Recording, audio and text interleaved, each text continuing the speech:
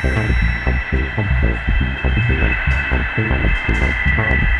it's Mark Loftus with Post Magazine. We're back at the Post booth doing Post TV. Wednesday here at NAB 2011. I'm here with Canon's Chuck Westfall, who has some new products, well, updates to existing products right here, and some other news at the Canon booth that's being introduced. Chuck, welcome to the Post booth. And can you give us a little bit of an overview on what's new at the Canon booth this year? Sure. Thanks, Mark.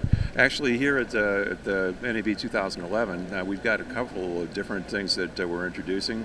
Some are into the professional broadcast space, and some are into the video. Sorry about that. Okay. For example, in the professional broadcast area, we've got some exciting news because we introduced our first PL mount lenses, and this is the type of lens that can cover the Super 35 type format. So there's quite a few large sensor cameras out there that, not to mention a whole backlog of professional Hollywood type film cameras that accept PL mount.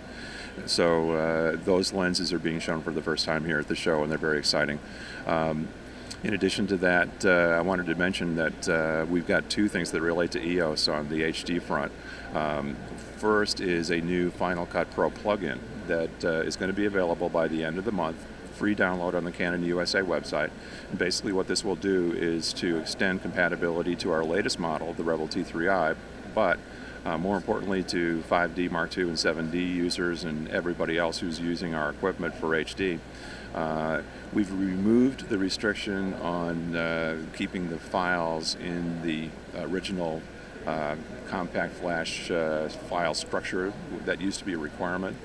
And it made it a little bit problematic and for people who were working on multi-camera shoots or trying to accumulate a lot of footage. So now you can essentially point the plug-in wherever you want on your system, and you can arrange your footage however it makes sense to you based on your project. And so we feel that this is going to be a big improvement and make the whole idea easier to use to get your footage from the camera into Final Cut Pro, translated it to Apple ProRes, whatever flavor is best for your project, at a very fast rate of speed and very convenient access to the footage for editing right away. Is this a free plugin that users can download off the Canon site? How would you get it, and when will it be available? Yeah, actually it is free. And we are expecting it to be available on the Canon USA website for download by the end of April, possibly as soon as April 25th. So that's the first thing on EOS. The second thing is we've partnered with Technicolor. And of course, they're well known in the industry for many, many years and have developed a tremendous, rapport with all the different camera manufacturers. And they have seen, as so many people have, how the EOS revolution has kind of started to really affect the whole digital cinema business. So what they wanted to do was to start working with us a little bit more closely. And what's happened is that they've developed a new picture style that is called CineStyle. And it's going to be available again as a free download from their website and probably from ours as well, sometime within the next month or so.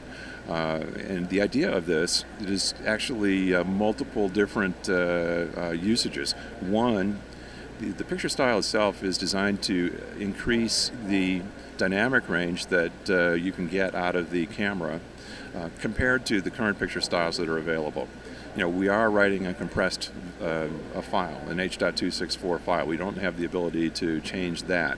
But with this new picture style, not only are we pulling back on sharpening contrast and saturation, which has been done by many people as they play with picture style functions, we're also actually Technicolor together with us working on the tone curve so that the image starts to open up a little bit in the shadows without necessarily affecting the highlights.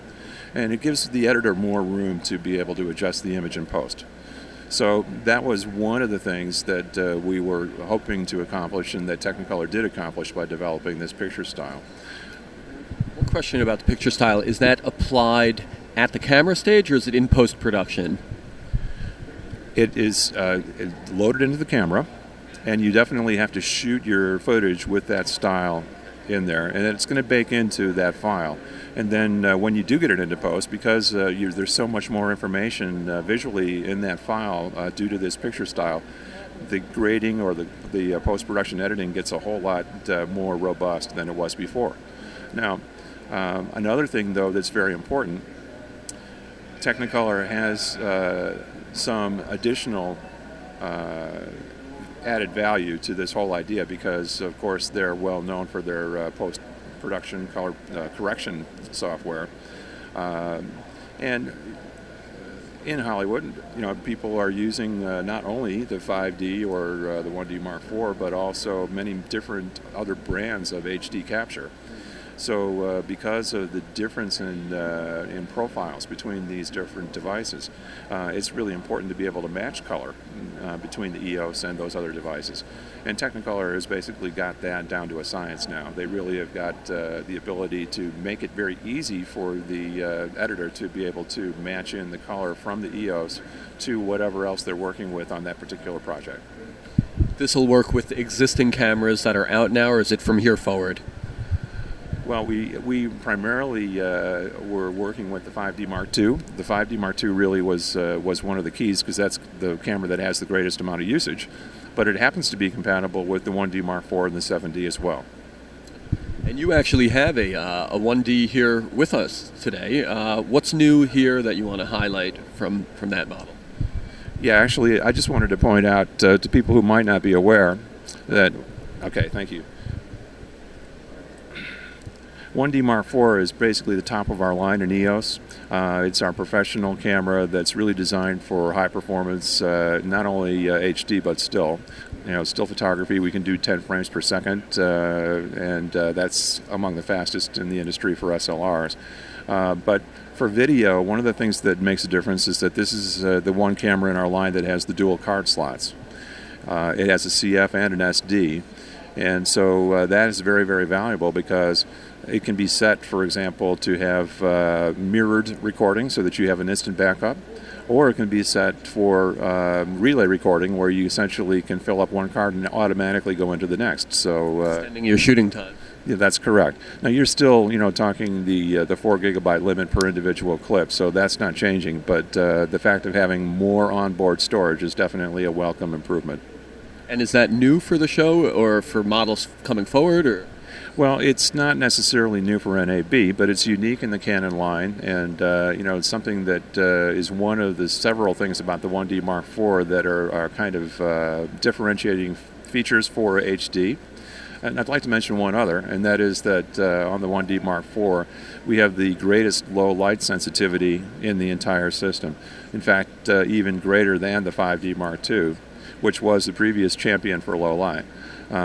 So whereas the 5D Mark II has a high ISO of 25,000, this one actually goes up to 102,000. And although we certainly don't anticipate that people are going to be using it at those ultra high ISOs all the time, the fact is that even in the regular ISOs, let's just say 1600 and 3200, that range, this is actually producing the cleanest image in terms of noise of any of the EOS. Very cool. Well, Chuck, we appreciate you coming by the Post booth here at NAB 2011, and we'll have to stay on top of what Canon's bringing out down the road. Thanks for coming. Thank you so much for having us.